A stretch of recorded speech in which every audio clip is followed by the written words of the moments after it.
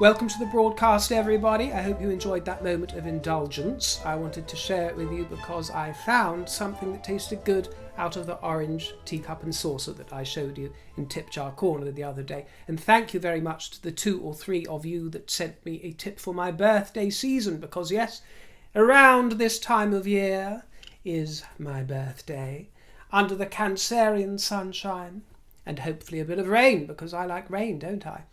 So I don't need the sun to shine on my birthday, although it is blazing today. But yes, I spent your tip jar treat money on a treat for me, for my Reese's Pieces peanut butter flavoured hot chocolate. And I put it in my new orange teacup and saucer. And then I also purchased some of that vanilla cream, the whipped vanilla cream, that went very well on top. And it was absolutely a delicious moment of indulgence. And it tasted good out of the orange teacup. So thank you for your tip jar treats to you and to anyone throughout the year. But of course, especially in this birthday season of mine. And if you are celebrating your birthday under the Cancerian sun, then many happy returns to you as well. You are in good company. The Queen is Cancerian. The Prince of Wales is Cancerian. Diana was Cancerian, and Prince George is Cancerian. All wonderful people in their own way. Well, very sensitive, as you know. Can be crabby. Can be a bit of a crabby nightmare, let's face it. But caring, extremely sensitive, sentimental, and rather fabulous. That's the way I interpret it. Anyway, I digress, don't I? On with the show. Can I please, just before we get into things, just take a moment to appreciate these fabulous photographs of Peter Phillips, because they popped up, and it's wonderful when he pops up, isn't it? He's so handsome, that boy, and he has a masculine grace, a very natural masculinity. These were new photographs ahead of the Magic Millions Festival of British eventing at Gatcombe next month. It's going to be taking place next month. And what a way to promote it, because he's delicious, isn't he? He looks like a big old comfy armchair that you just want to sit on and sink into and get nice and cosy. Oh yes, it'd be a lot more comfortable than this armchair as well, sitting on his knee. Oh yes, how inviting. She's lucky, isn't she, that Lindsay? Oh, she's a lucky gal. I hope she's enjoying him, for all of us, eh, gals? And boys, yes. Well, we need to take a moment of indulgence sometimes and a moment to swoon. Yes, I'll introduce those. We've got Tip Jar Corner, and I used to do moments of indulgence. I'll bring that back. Moments of indulgence and moments to swoon. Because we can't swoon over Big Willie all the time, can we? Let's face it, as lovely as he is, one gets tired of the same old Willie again and again, day in, day out, doesn't one? So one has to stick one's hand into the variety selection box of Quality Street and have a rummage around, see what's going. And today it was Peter Phillips that was going. So that brought a smile to my face. I also just wanted to flash up a little bit off topic, but Prince Andrew, because these photographs emerged of him the other day. He was out riding. He hasn't got much else to do with his time. And it just struck me how much he resembles Queen Victoria, especially in profile. You know, in her later years, especially when you'd see her, because we know that Beatrice has a look of Victoria, doesn't she, with the ghostly eyes and everything.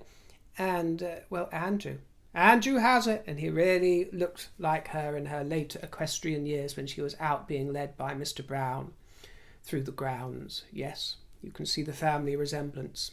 Well, let's get this mucky business out of the way, because we turn to the subject of Harry and his wife Meghan, who have been featured in an article in the Daily Mail over the past 24 hours. And in fairness, I'm also going to look at a contested detail of this article, but it says that sources have revealed that Harry and Meghan asked to hitch a ride back to the United States on Air Force One. Yes. Can we catch a lift? Can we catch a lift? You're going to hitchhike, Meghan, for the aeroplane? Got more leg than a bucket of chicken? Well, this was after the late Queen's funeral. They requested this flight. Can we just hop on and catch a lift? Why, I'm not sure. They ain't heads of state. They're barely royalty anymore. In fact, I don't consider them royalty. They are citizens of Montecito. Does everybody have the right to pop up and ask the president for a lift? Well, request was denied by the White House. Yes, denied by the White House. And that's a terribly, terribly white name, isn't it, for the residence of a head of state? The White House? Oh, terribly, terribly white. That needs changing. Meghan will change that up. She'll spruce it up when she gets in there. It was denied in case it caused a commotion. Oh, yes, like Madonna causing a commotion. Also, they invited Jilly Biden to Harry's Invictus Games, and the request was also denied. Denied! Because there were concerns that the royal family would be offended by her presence there. So, Harry made a serious miscalculation. Yes, he's on friendly terms with Jilly. She seems to like him very much. As does the president. And they have attended his Invictus Games before, going back to 2017. They like him. But, having tried a variety of methods to gain access to political figures, including sending gifts, writing letters with their own Sussex cipher and the curlicued calligraphy. No doubt she's been sending cookies off to them as well. After all those efforts, it still falls flat, this vulgar charade. Can you imagine Anne or Edward or even Andrew carrying on this way? Or Margaret Rose, the late Queen Elizabeth's sister? I don't think so. No. Well, the Daily Mail say that they spoke to many current and former officials in the Biden administration and in the British government. And they said that the Harkles were working behind the scenes to connect with the Bidens. This request for the flight was denied. The grand photo opportunity was denied. The Duchess and the Duke of Sussex ascending the red carpet and the stairs into the President's aircraft, special guests of honour. Well, perhaps Meghan has got wind of the idea that there is some sort of vacancy coming up, with Camilla not being especially popular. Some people even saying that she doesn't get on especially well with the President, and some suggesting that if Joseph Robinette were to expire mid-term, either during this presidency or if he succeeds into another term, if he was to expire halfway through, then one would need a reliable finger on the nuclear button. At the moment, that reliable finger belongs to Kamala Harris. Couldn't make it up, could you? So it seems that could be why Rachel is making calls. In case you need a replacement, I bake wonderful cookies, and I've been a feminist ever since I was so young at the Immaculate Heart. And did I tell you that I wrote off to a washing up detergent company, and they changed the entire zeitgeist because of me. Because of me.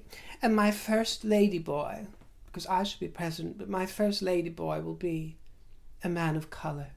Yes. And that colour will be ginger.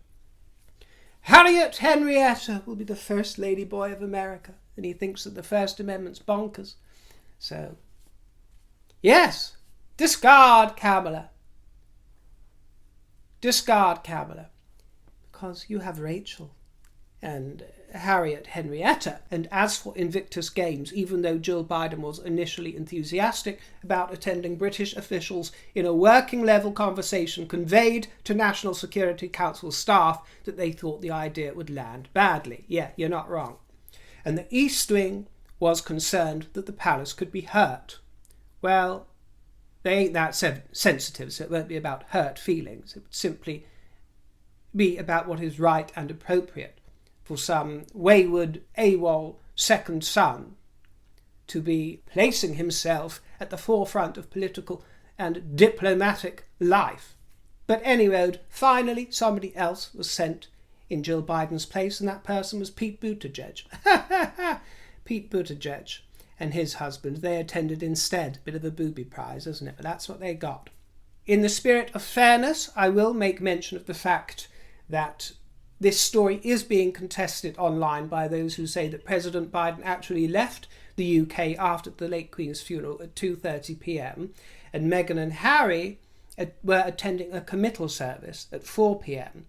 and a private burial, so how could they have taken the same plane as the President? Well, I will bear that in mind, but I also bear in mind the fact that at the time that they asked and requested for that flight, if what the Mail is telling us is true, perhaps they didn't know on either side. Harry and Meghan didn't know, and President Biden didn't know what time he would be departing. I think that could be a likelihood, that the departure time wasn't known until later and further on in the logistical arrangements. There was quite a lot of talk after Catherine's appearance at Wimbledon last week, a lot of chatter about how she is attracting the A-list crowds to Wimbledon, who weren't there in such profusion until recently. And one has to sit back and find it quite amusing that the Duke and Duchess of Sussex moved out to Montecito because they wanted to be surrounded by the Tyler Perrys, the Oprahs, the Ellens, all their fabulous stars. Well, Catherine just has to walk onto a tennis pitch and they all come flocking, and they don't even get a seat in the royal box.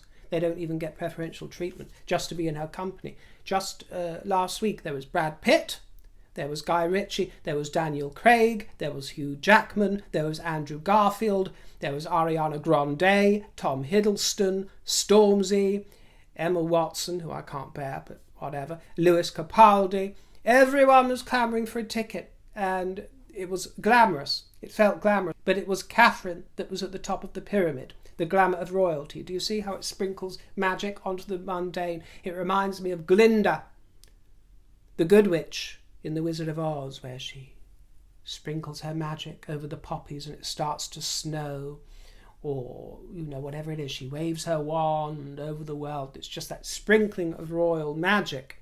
That is what the Princess of Wales does.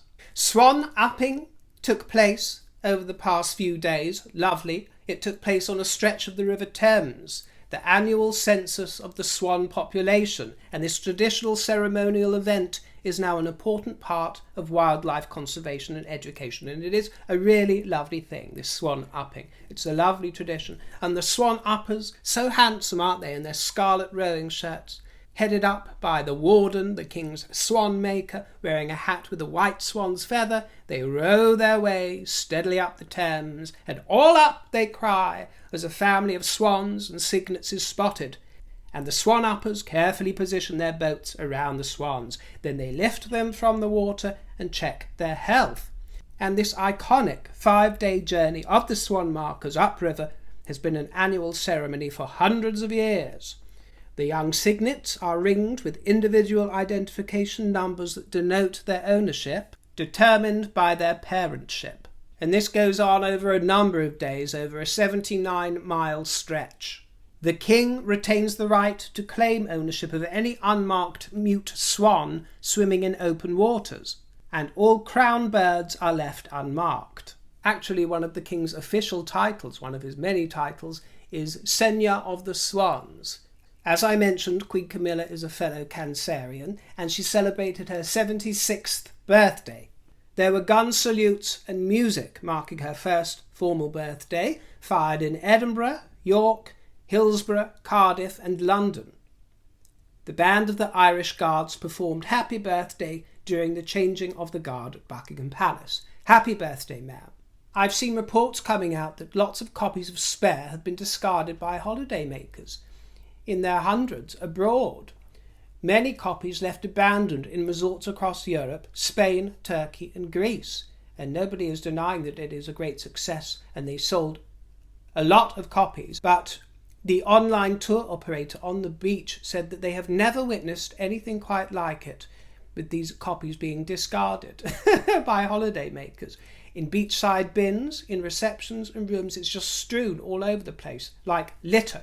So what this tells me is that, yes, it was sellable, it was readable, but it was also discardable. Not something that people want to treasure and add to the family library. And actually something I discovered is that a lot of people, especially those listening to the audio book, and I saw this quite a lot, meaning I saw people online speaking about this experience, They began listening to the audiobook and they were all enthusiastic and getting into it. But it became sort of like a water torture. Can you imagine Harry going on with his monotonous voice, doing this for the... I don't know if any of you heard it via the audiobook. I read the thing. But I wouldn't have been able to stomach listening to that monotonous tone. I happen to think that his voice is a really nice sound, actually, but he doesn't modulate it. I know I can come over rather shrill and harsh and then too soft for some people, so I'm not claiming that I have the most mellifluous voice in the world, but I'm putting on a show and entertaining, my dear. So I have to do what I have to do. If I was reading an audiobook, I would get it over in a different way. And Harry, although he has a very pleasant voice, I think he doesn't learn how to modulate and get some light and shade in there. It's all this, and it's all kind of on the same tone, and it goes up. And what I'm saying is it became like a water torture, and lots of people said that they found themselves switching off and becoming disillusioned and hearing in his voice how victimized he is, the eternal victim. It just becomes, you've sort of stopped really hearing what he's saying because you just realize it's a sort of modus operandi that he has. So yes, I can quite understand that people begin with an interest, it stirs, and then they think, oh, you know what? Recollections may vary. So I think that's what's happened here. Local libraries are refusing to take it. The spare copies. It's living up to his name, isn't it? Going spare, trying to give them away. Can't give them away for love nor money, dear. No. Well, in 3 months' time, there'll be a bonfire night here in the kingdom. So I don't know if they have that abroad, but it'll make perfect kindling, wouldn't it? Perfect kindling. Toss them in the bonfire. See everything go up in smoke and warm the night air. That'll put it to some practical use. You can toast your marshmallows over thousands of copies of Despair. Their Majesties hosted a reception at Buckingham Palace to celebrate William Shakespeare, what his work gave to the life and culture of the United Kingdom in this year, which marks the 400th anniversary of the publication of the first folio. It was a lovey affair. It was kissy, kissy, kissy with all the lovies. For those abroad, lovies are those old school English thespians that like to do a bit of the old kissy, kissy. I love a bit of loveydom, and the King and Queen are very much lovies. In fact, could coin a new term for them, a portmanteau of their Majesties and lovies. Mavies, how about that? Or movies. They're mavies, I rather like that. But anyway, they were accompanied by the Duchess of Edinburgh, who wore blue, and the Duke and Duchess of Gloucester, and the Duchess was elegant in white. They viewed a short performance by actors and musicians from the Royal Shakespeare Company, and the first folio, which was published in 1623, 7 years after Shakespeare's death, contains 36 plays, 18 of which would have been lost without the publication of this first folio. They would have been completely lost. Many of the plays that you know and love. So a copy of this folio is held in the Royal Library at Windsor Castle and was on display here at the reception. How magical. And speaking of our darling Sophie, the Force's sweetheart wore sweetheart red in her role as Colonel-in-Chief of the Corps of Royal Electrical and Mechanical Engineers. She was in Aldershot to see the soldiers, and handsome some of them were, handsome. Yes, she had a good old flirt with the 9th Theatre Support Battalion. She wore a belted safari shirt dress in wool and silk, with leather wedge espadrilles and a moneypenny clutch bag. A clear and chunky diamond was worn on each lobe, and the brooch she wears bears the insignia of the Corps. She unveiled a flag to mark the establishment of the new battalion, and her duties continued in beautiful Yorkshire, at Driffield Society Agricultural Show, the 147th event of its kind. Oh, I do love a good agricultural show. I love all those, well, I actually love the harvest season when you get the harvest festivals and the produce is all shown off, this kind of things. But any of these country shows I really enjoy, including the agricultural ones, even though they are a bit pongy and a bit smelly in high summer. But this was quintessentially English, reassuringly so, this one. Out in the countryside, it even had some typical British drizzly rain, but I certainly wouldn't complain about that. She is patron of the Association of Show and Agricultural Organisations. Oh, they're always such a mouthful, aren't they? I don't know how she keeps up. She was wearing a fitted tweed blazer on black with gold buttons and an updo. She saw a dog show, there was a horticultural section, there was dancing diggers, jolly pigs, how wonderful. And she even awarded a cow, a magnificent looking cow there. Yes, reassuringly British, and Sophie did as proud as always. And the Princess Royal was on the prowl, this time in her capacity as patron of Durrell Wildlife Conservation Trust. She's been in Jersey, beautiful Jersey, as part of Durrell Wildlife Conservation Trust's Tortoise Takeover celebrations. Sanctuary is the giant sculpture here gifted by Durrell to mark 50 years of Her Royal Highness's patronage of the Trust. The Tortoise Takeover is an island-wide sculpture trail with thrilling works of art, and after the trail, sculptures are auctioned to raise funds and build a new tropical house at Jersey Zoo for threatened reptiles and amphibians. And later on, she opened the Tortoise Tunnel at the zoo, a state-of-the-art enclosure for 4 giant Aldabra tortoises. How fun. And what a stunning posy she was presented with there. Absolutely stunning. And the girl looked very well dressed as well. Lovely job. Good job. The King's new Topiary garden is open to the public with 5,000 yew trees. This transformed green space at Sandringham took 5 months to complete and includes new species of plants to improve biodiversity. The monarch's new garden is situated at his Norfolk home at the west side of the Royal Sandringham estate, and alongside these thousands of new yew trees there are symmetrical beds and a maze of white gravel paths. Well, if only that were in place when Harry was at Sandringham for the Sandringham Summit. If only there were a maze, some labyrinth for them to send him off and wander into to do some thinking. Perhaps he might have emerged with some common sense, or maybe he would have just emerged even more dizzy than he already was during that meeting. The mind boggles at the thought. But new beds will be filled next year with herbaceous perennial plants and bulbs, and the gardens will be open this year until mid-October. And of course we can round off with our dear Princess Beatrice, who was every inch the English rose this week. Well, last week actually, it was last Friday, but photographs only just emerged of her on date night. And it wasn't Lulu's, it wasn't Scott's or Mark's, it was Oswald's. Yes, Oswald she was.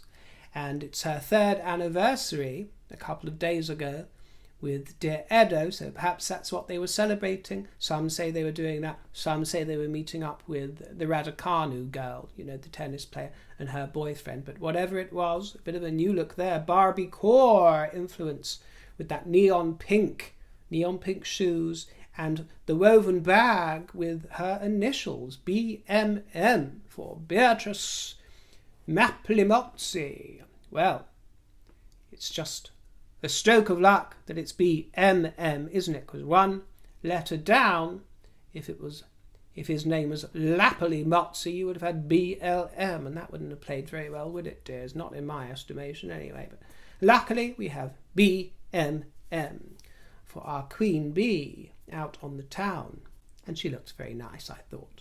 Thanks for stopping by, Sugar Pie. I appreciate your company. I look forward to seeing you next time. Leave me a juicy comment. And again, I really do appreciate anybody who sent me a little birthday tip jar treat. And I will continue to treat myself over my birthday week to the odd peanut butter hot chocolate with whipped cream. Why not? You've got to indulge yourself a little bit for birthday season, haven't you? Not that I really need an excuse, but that's as good an excuse as any. So there we go. Thank you, my dears. I'll see you next time, and take care of you. Toodle pip.